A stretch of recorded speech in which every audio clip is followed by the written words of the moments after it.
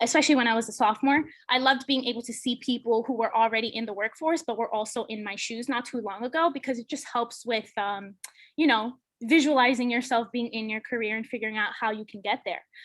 So like I mentioned before, I'm with NexGen, but we work within the Mass Mutual Tri-State Network. I'm sure you all are more familiar with Mass Mutual than you are with NexGen Financial Group. And really the only thing is that NexGen Financial Group is a DBA. So DBA stands for doing business as. We work within Mass Mutual, but we just do business as NexGen Financial Group. That's kind of like the whole family aspect that we have, which I'll talk about more later on. So yes, NexGen Financial Group, we started this financial group specifically because of the fact that when you think of financial advisors, what do you think of, right? You think about the Wolf of Wall Street, you think about stockbrokers, you think about all these movies that portray financial advisors and people in finance in a specific light. They're usually a part of a certain demographic, they usually have a similar background. So NexGen Financial Group was specifically made to change that. We wanted to be the next generation of financial advisors. We wanted not only your parents to work with us, but we want your parents' kids to work with us, or you and your kids to work with us, because we really do believe that financial advising is a long-term thing. So you don't sit with a financial advisor to make decisions for a year or so, and then you say, bye, I'm never talking to you again. You're always going to have to make financial decisions, and you always want to make sure that you're making the right financial decisions. So kind of having somebody in your corner that you know will make decisions for you that's in your best interest and will lead you in the right way is so important and so powerful, and is exactly why I chose to join this industry. I'll give you a little bit of my background later on, but just a little brief reasoning as to why NexGen Financial Group even exists today. So the formula, this is big. You don't have to choose between big and boutique, because we're both. So what do I mean by that? I mentioned before that we do business as NexGen Financial Group, but we are within the Mass Mutual network, right? So what that means is, yes, we are one of the big firms. So we have a lot of history behind us, and we have a lot of advisors within our network that are great at what they do and have been in the business for so long. But we do business a certain way. We like to make sure that our process is for our clients, and we like to make sure that everything that we do is in the best interest of the client. So NexGen Financial Group is our boutique, where Mass Mutual is the big company. And we like this because you get the perks of, you know, all the big and great things about working with one of those big firms, but then you also get that very intimate and personal relationship with your financial advisors, because we are a team. Hope that makes sense, but it's definitely something that I pride myself in when it comes to this team, because I never wanted to be just a number, and I'm sure all of you don't want to be just a number either. You want to make sure that you're valued by your employer. You want to make sure that you're given the resources and the leadership to do what you would like to do in your career. So being with a smaller team is definitely going to help you get to that. So this is who we are and what we stand for. So our vision is to provide financial wellness to the communities that we serve. And that's very broad, but we do it in a specific way. And overall, our purpose is to partner with our clients so that we can help them secure and protect their financial future, and of course, the ones that we love. So this is what I meant before, as in we are not like a, you know, meet with us once and then you'll never hear from us again. We want to make sure that you, your loved ones, are taken care of, and not just for a specific part of your life, but for the entirety of your life. And how we do it, right? So what we do essentially is we have face-to-face practice building, long-lasting relationships with our clients. And our process is very consultative and very collaborative. It's also very holistic. So what I like to say is that we are a one-stop shop. I know a lot of financial firms tend to focus on investments, or they tend to focus on insurance, or they tend to focus on retirement. The great thing about my team is that we do everything. And if we don't do everything, which I've never been in a situation where we couldn't provide our clients with a particular resource, at least we know third parties that work with us and collaborate with us that could get you exactly that. So it's a very, very unique situation. Overall, what we do is we focus on our clients' needs and their goals, and then provide those financial solutions through a wide array of financial products and services. So a lot of what you all are learning, especially if you are in business, is all of these little things that they don't necessarily teach you in high school. For example, compound interest. You don't learn about these things unless you are a business major or in finance. So we like to make sure that we are bringing that to light, educating our clients while also providing them with the solutions so that they don't have to worry about making the wrong decision, or they don't have to worry about the burden of filling out all the paperwork and all of these things that tend to intimidate people and actually tend to make them stray away from making financial decisions. We are the ones that they come to so that they can say, hey, this is what I'm trying to accomplish. I just don't necessarily know how to get there. We're the ones that they come to so that we can say, all right, well, tell me a little bit about your situation, and then we'll figure out how you can get to your goals. Now, our teams, we have so many teams within our network. These are just some of them. So some of the ones that I like to mention, just specifically because they work in the same building as me, we have offices all throughout New Jersey, but certain particular teams I see on a day-to-day basis. One of them is the Riley Financial Group, which you'll see here. Kate, she is a couple years into the business, and she is already just one of the top performers in our field. It's absolutely amazing to watch. And it's also very inspiring. As a young woman entering this field that's male dominated, you tend to be a little intimidated, but seeing other people who are accomplishing these things that you want to accomplish is so reassuring and so inspiring. And it makes you feel better about the team that you're with, because you know that if they could do it, you could do it too. And that's something that I'm probably going to say a million more times as I'm with you guys. Another one I want to mention is, of course, the Paramus team. So I believe a lot of us are either in Metro or Flora. So the Paramus office, I like to point out specifically because it's so close to campus. I personally go to the Metropolitan campus, but I know we have Florham here. So it's just really neat to be able to go to that office if for some reason I don't want to go to the Island office, which I'm in today. Being able to kind of work where you want and also know that you have team and partners all over Jersey that will help you is definitely a great resource to have. Now, this is one of my favorite parts. Anybody that knows me knows that I am huge on community service. Oh my God, that's so neat, Quinn. I didn't even know that. Look at that. It's such a small world. I'm sure one of you, or at least all of you, know at least one person that I work with. We're all over the place. But yes, like I was saying, our community involvement. So these are just a couple of things that we've been able to get involved in with our community because we're very big on being able to lend a helping hand. So yes, we do work in finance, but we like to make sure that we are touching different areas because people need us, So some of the things that we've done, Junior Achievement of New Jersey. This is actually something that we do very often, if not on an annual basis. We go to the Food Bank of New Jersey and Habitat for Humanity, which is also a great one. These obviously aren't the only ones that we work with, but these are some of the most recent ones that we work with. And it's just great to know that although we are a business and although we are here to work, we are doing our part to be a participating citizen in our communities, and we're doing our parts to give back and, making that real impact. And our pillars. So teaming is going to be number one. And I always say teaming is number one because for me personally, culture is everything. So our firm is super big on teaming because we truly believe that collaborating with each other will provide the client with a better experience and with a better plan, because you're not only getting one particular opinion, you're getting a whole team's opinion, a team of specialists at that. And on top of that, it makes coming to work a lot more fun. I will say that. I don't wake up in the morning and I'm like, oh, I have to go to the office. It's more so, I'm going to go to the office and I'm going to be able to see my team and we're going to have a great time and we're going to build business and we're going to, root each other on, and it's going to be a great day. So teaming is everything within our firm, at least. And it really does go into and contributes to why our culture is so amazing here. Another pillar is financial planning.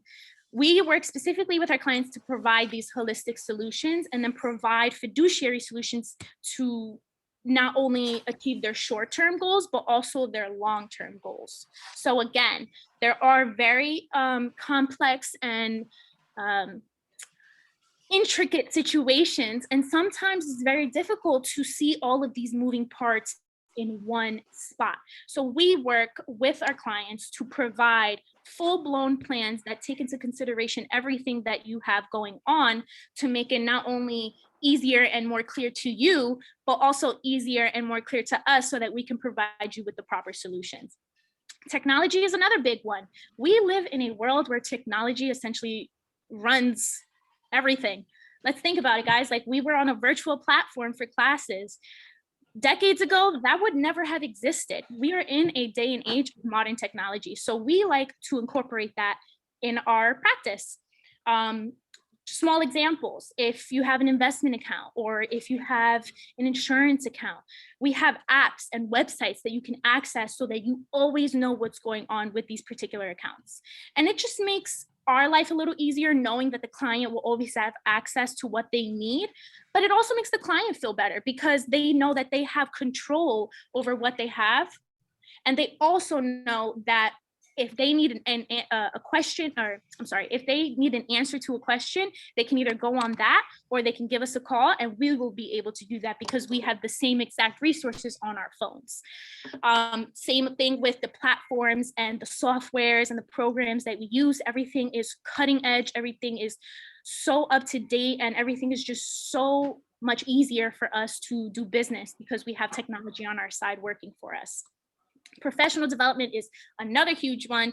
It's honestly key to building business in this particular industry. I like to say that, products sell themselves, but you sell yourself, and you are essentially the product. So if you know how to carry yourself, and you know how to show a client why they need a particular product, or why they need a particular resource, you will be so successful in this career, because you will have the leadership here, you will have the programs here, you will have the training here, you will have everything that you need to develop yourself, so that you can be the best advisor that you can be, and then essentially and overall provide the best experience for the clients. At the end of the day, it all comes down to the clients. So everything that we do is for the best interest of the client, and we want to make sure that we are putting our best foot forward and more, so that they see what our value really is and how we can really impact their lives. Professional development is 100% probably one of the most important things for me as well. I know I probably said that for every single pillar, but it's true. So definitely professional development. And then the last one is marketing and client experience, which kind of goes into everything. So we have marketing teams that specialize specifically for what we do, and they help us come up with marketing plans and approaches to get in front of the audience that we want to get in front of. So what I mean by that is, when I entered this business, I knew that I wanted to help a particular community, because I grew up seeing a particular community grow very financially illiterate, and then that lead into very bad financial decisions that they've made, which resulted into them having more issues arise. It was kind of like a domino effect. So I wanted to make sure that I touched on that particular community that I know was hurting. And so when I came in, I said, hey, this is who I want to help. They created a whole marketing plan for me to get in front of those people. And it just makes your life so much easier, because you're like, okay, I want to help these type of people, but how do I get in front of them? How do I show them that they need me? How do I show them that everything that I have to offer is actually beneficial for them, and that I'm not just trying to waste their time? So it's great to have these marketing specialists on our teams, because they help us really build our brands, build our businesses, and just overall create, essentially create your own business. Is really what it feels like, if not exactly what it is. Now, our marketing process. So we tend to do this really during the internship, so that when you do go full-time, you already have this in place. And this is just a small diagram that shows how this works. So what we utilize is our warm markets, which is our family, our friends, our loved ones, our peers, colleagues, people that we know. We use our target market. So a little bit like what I was talking about before, where you say, I want to help a certain community. How do I help them? So whether that's a particular multicultural market or a specific demographic, maybe you identify with a certain religion and you want to help people within that certain religion. It's completely up to you. It's all up to you how you want to serve your clients and who or what type of clients that you want to serve. Social media is a big one, as we have technology on our side. So we help you create that LinkedIn profile so that people have no choice but to connect with you because it just looks so impressive. We do seminars. I know you guys see me doing seminars all the time. It's something that I love to do, and it's something that my clients love to tune into. So I've just been leveraging them as much as I possibly can. And it's just great for me personally because I love spreading the word and I love educating and I love teaching people about these things. And seminars is my way of doing that. Networking. As we all know, as business majors, networking is everything. It's not about what you know, it's about who you know.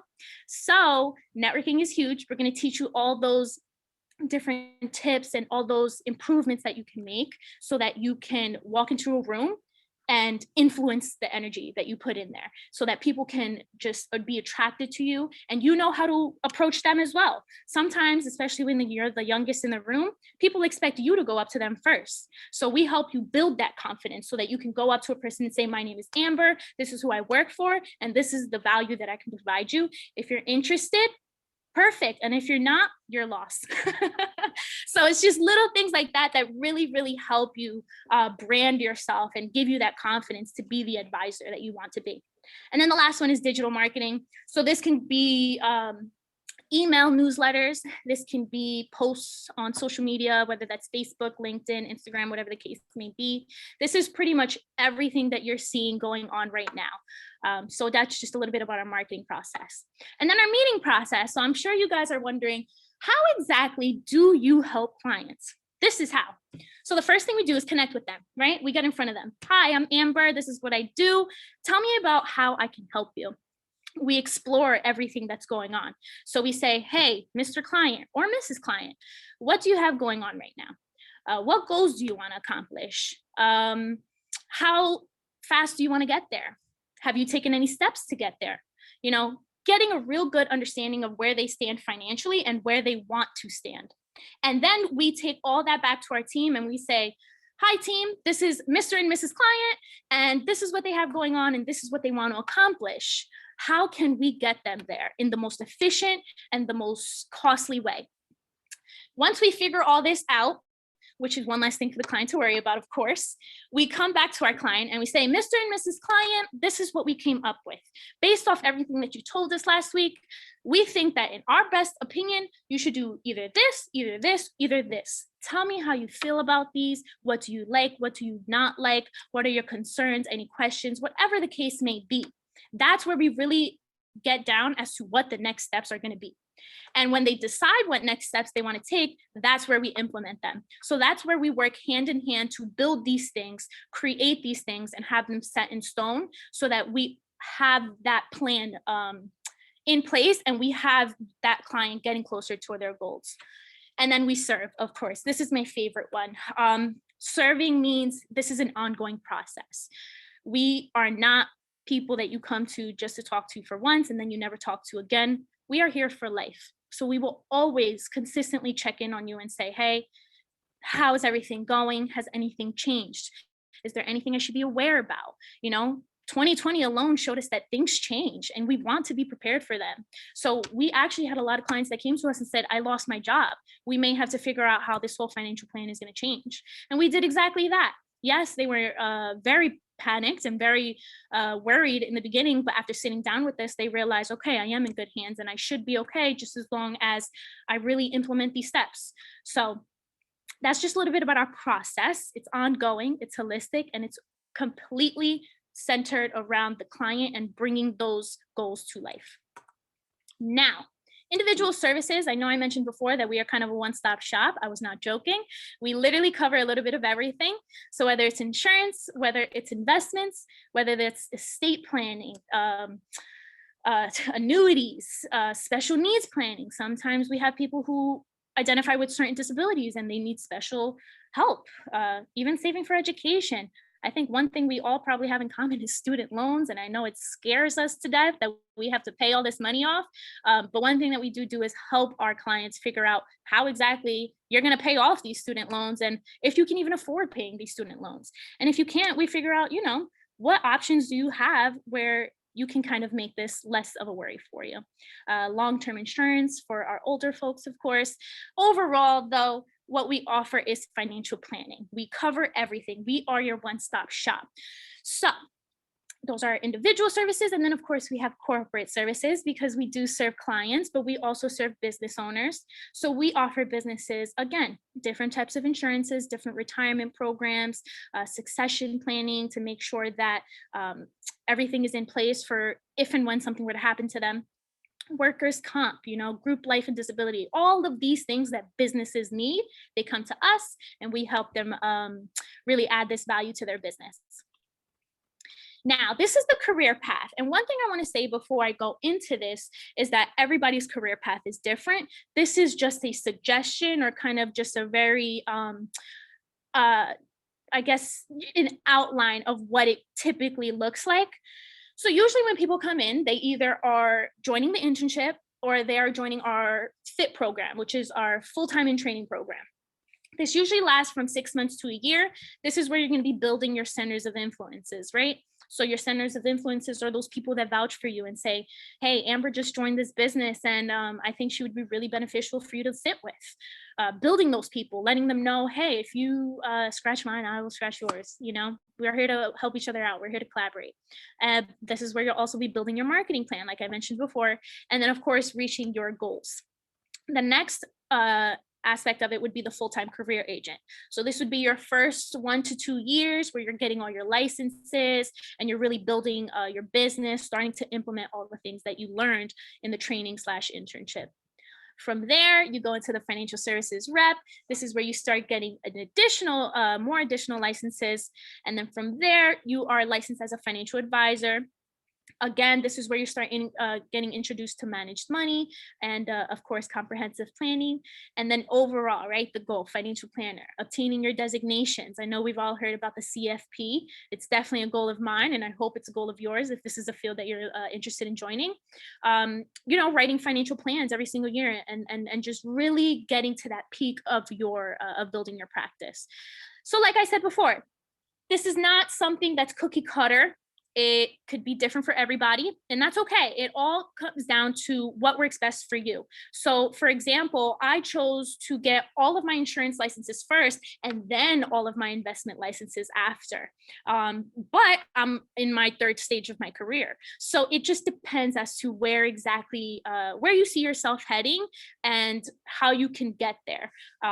Now, with that being said, there are people on my team that chose different routes, and that's okay. I didn't want to be the investment specialist, but my colleague did. So he decided to get his investment licenses first while I got my insurance licenses first. So I guess what I'm trying to say is that we have the flexibility of building our practice the way we want to build it. So having that flexibility and, being able to know that you are growing your business the way you want to grow it, it just definitely helps with knowing that, okay, I'm in the right path and things are going the way I want to. And I mean, let's be honest, a lot of us who work, well, not us, but, some of us may work in public buildings where you don't necessarily want to deal with the customers or clients that you're dealing with.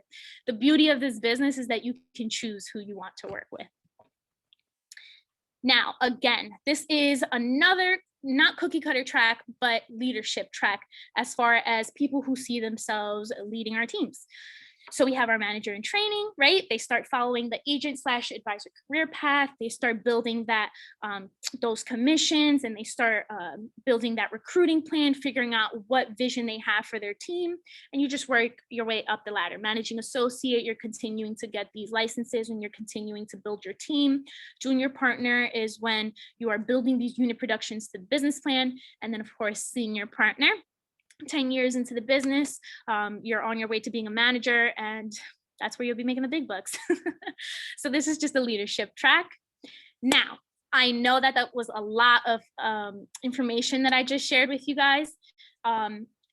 please, if you have any questions, by all means, throw them at me. Even if it has nothing to do with my actual team, I will be sharing with you guys, how exactly I got here. So before I do that, does anybody have any questions that I can address?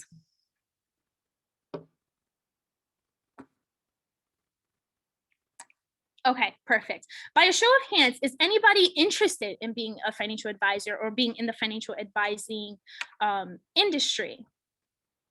Okay, I see one. Oh, Cameron, hey. Nice to see Okay, you. good to see you as well. Okay, I saw one or two hands. I'd assume that if people's cameras were on, they'd probably show their hands, because otherwise, why else would you listen to me speak all day?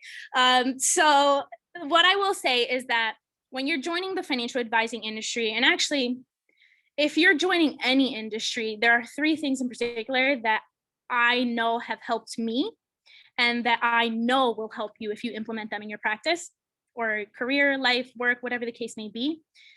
The first thing I'm going to say is self-management.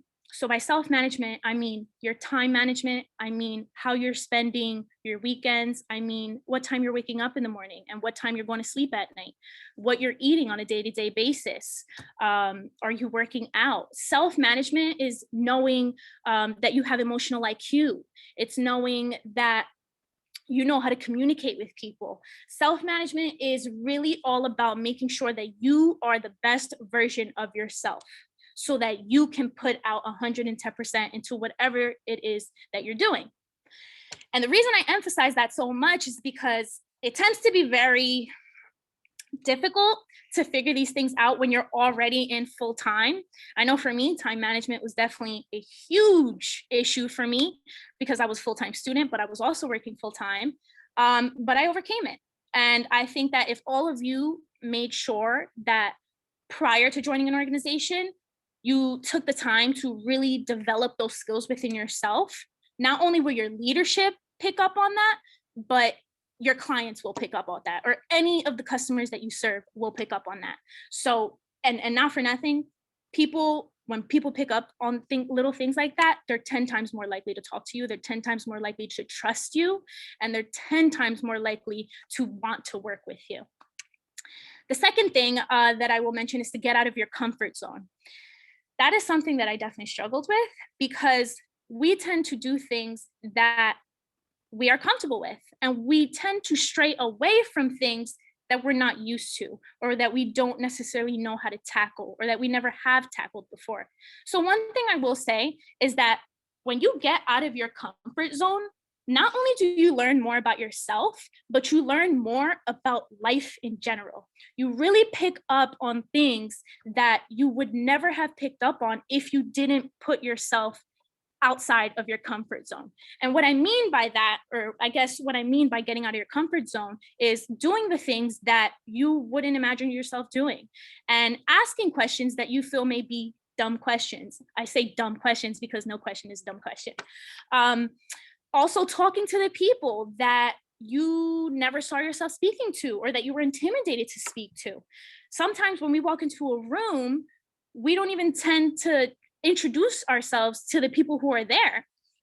So I really think that if people were to have those uncomfortable conversations and show others that you're confident, and show others that you are the best version of yourself, you will make connections that you will never believe. You will build relationships that you will never believe.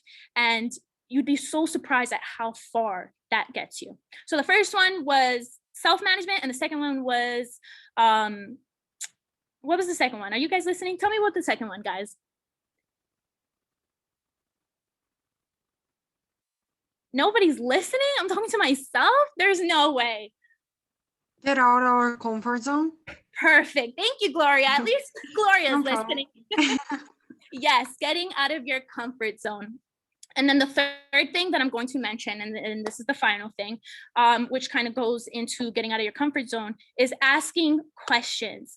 I am the question girl. You know how there's always that one person in class that just always has questions and just never shuts up, and you're just trying to like get out of class, but there's just that one person that just keeps asking questions. That is me. That's me. I'm the person that wants to make sure that I'm fully aware of what's going on, that I understand what is going on, and that nothing went over my head, which sometimes tends to happen. So I'm the question girl, and I would encourage you to not feel afraid to ask questions, whether you think it's a dumb question or not. I ask dumb questions. I don't care, because at the end of the day, I know that there's probably someone in the room that's thinking the exact same thing, but just didn't have the courage to ask. So if I have to be the one to use my courage and make everybody feel a little bit better knowing that they understand something, I will be that person. That's me getting out of my comfort zone. That's me asking questions. And another thing that people tend to pick up on is when you do ask those questions. So it shows that you're interested. It shows that you're willing to learn. It shows that you're passionate about what you're doing. It shows that you're actively listening and that you are fully invested and involved as to what is going on. So questions is huge. And if you can't figure out a question, come up with a question that you know the answer to, just so that people understand that you are listening and that you are involved and engaged. And I promise you, if you ask questions to every person that you speak to, you will find out things and learn so much like you would never believe. Even if it's as little as going to your friend and saying, hey, why did you choose your major? Or going to your mom, hey, mom, why did you get married to my dad? Like little things like that. You don't even think about asking, but it's so crazy how much you will learn and how much you'll understand by asking questions on a personal level and on a career level. So I don't even know how long I've been talking, but I promise you guys, I can continue talking. So again, I'm gonna open it up for any questions. Please, I'm here to be as a resource. I'm sure you all are in situations where you don't necessarily know what your next step is, or you do know what your next step is, but don't know how to approach it the best way. And like I said, I'm here to help. So please, by all means, let me know how I can help you guys. Amber, first off, amazing presentation. This is Sal. My camera's been glitchy today, so no worries, Sal. Pardon me, please. But question for me is, you speak a lot about asking questions, maintaining, a professional role in this corporate environment. So my question for you is, being that you're still a student, a grad student, how are you able to manage both work-life balance with school and, maintaining, good grades in grad courses, as well as this role now with NexGen? Yes, Sal, that was an amazing question. So like I said, time management was definitely an issue for me when I went full-time with school and also full-time with work, but I knew it wasn't impossible. So that's when I really had to figure it out. One thing I will say is that my calendar is my life, and I don't just say that. Every little last thing I do, from sleeping to eating, is on my calendar, because I want to make sure that I know where my time is going. And I want to make sure that if it wasn't going towards that, what was I doing in that time that I was supposed to be doing something else? This has helped me with knowing when I'm going to study for things. This has helped me with knowing when I can take clients. This has helped me with knowing when I can present to Beta Alpha Psi. So it's just all these different things that you want to throw on your calendar. If you're getting an oil change, throw it on there. If you have a doctor's appointment, throw it on there. If you're getting drinks with your friend, throw it on there. Throw everything that you're doing on your calendar. You will feel so much more in control of your day, and you will accomplish so much more just because it's in writing right there on your calendar.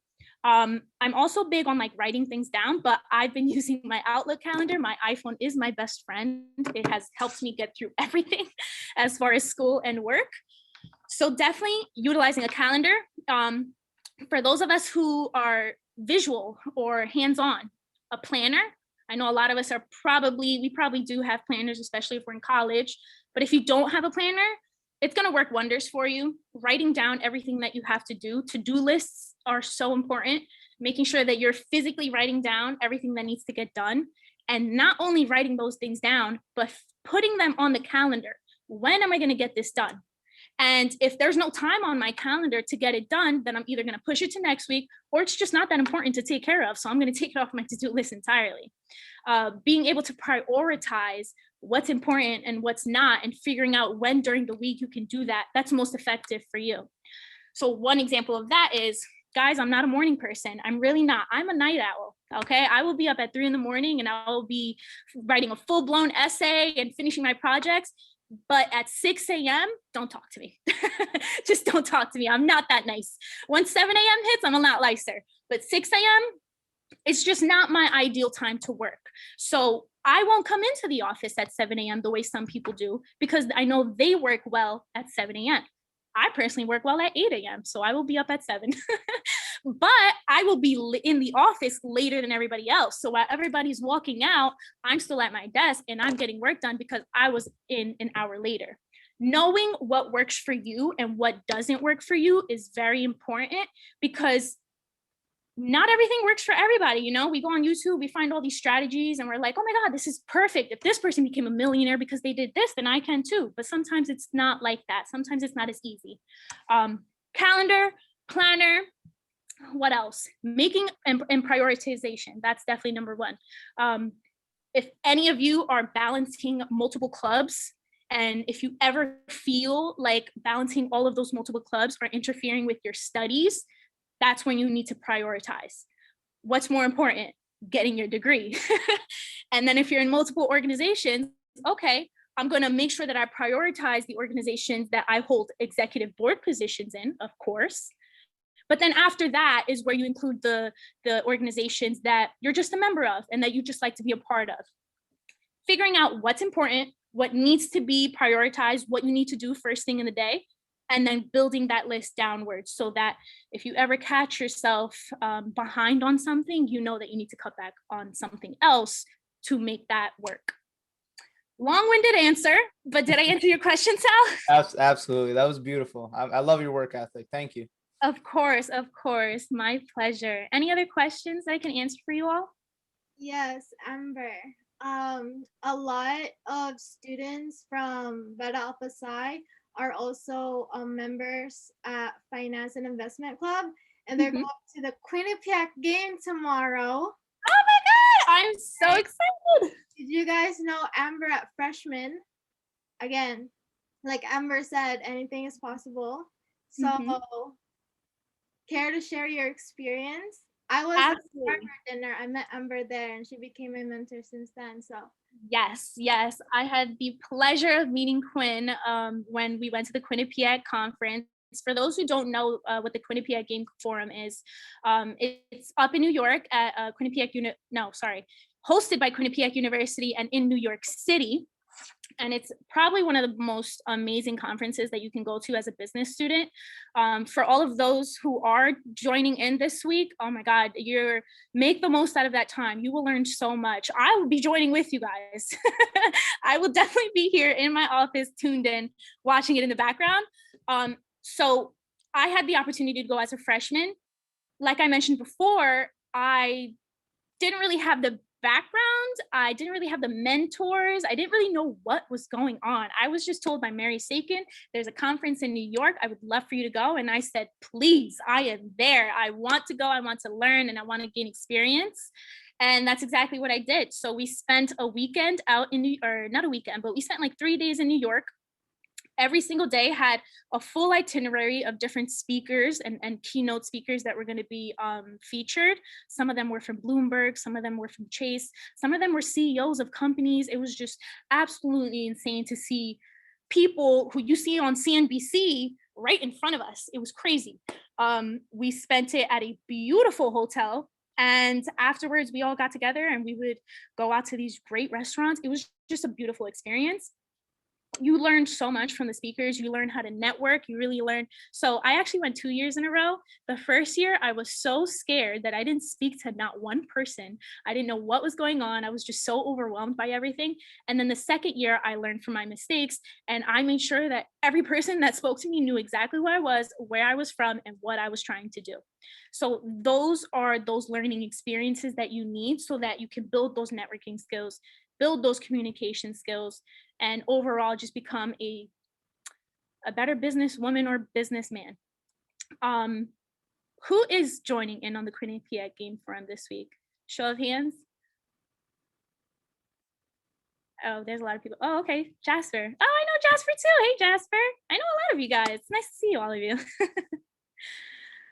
But yes, Quinnipiac Game Forum, I highly suggest that if you have not already participated, please do so this year. It's fully virtual, so it's the best opportunity to do so. You're gonna learn so much, especially if you really watch and listen as to what they're saying. And it's a great way to network as well. You're gonna be there with other college students, and then you're also gonna be there with people who are actually in the field. If you're looking for opportunities to work, the Quinnipiac Game Forum is definitely a place where you can learn more about that. So long-winded answer again, but I hope that answered your question, Quinn, and I hope that everybody here definitely joins the Quinnipiac Game Forum this week. I think it's like $25 if I'm not mistaken, but I'm pretty sure also that Silberman takes care of it for you. So, you know, you should definitely take advantage of that opportunity. Any other questions, comments, concerns? I have a question. Okay, what's up, Brian? So I know earlier you mentioned how there's different locations like Paramus, Island, and some other ones. From location to location, like in the advisories, does your like philosophy, is it different at all between like financial planning, or is one more focused on, say, like investment advising? Like, how does that work? So just so I understand your question, you're asking if different teams specialize in different areas? Yeah, like by location, is one more focused on financial planning and is one more focused on, like, say, like investment advising, or is it more, or are both locations, say, covering most of the same things with their clients? Yes. So the only difference between the actual locations are the teams who actually work from that location. But every single team in every single location is a holistic planning firm. So we cover everything financial planning. So a little bit of what I mentioned before is that even though each location is a little bit different and has a different team there, we're all under the Mass Mutual network. So we all have the same resources. We all provide the same service. We just do things a little bit differently. That's all it is. Does that answer your question, Brian? Yes, thank you. Okay, of course, yeah. Anything else that I can help you guys out with? Can I also share my experience? Please. So I was part of the Mass Mutual Girardi financial group freshman year. Again, I got the internship when I went to the first PDP event, networking event, and I went to Mass Mutual table, and they hired me to be their personal marketing assistant, which is under a financial advisor. And I did all those invitations, and I did all those, checking who's coming for the community service and the golf outing that you guys do at the Top Golf auctions and all that stuff. Again, it's super, super fun to be part of that culture. I did learn a lot, but then I also realized that it's not for me. So again, I'm super, super thankful that I get to experience that and figure out what I want, what I don't want, and what type of culture I want to be part of.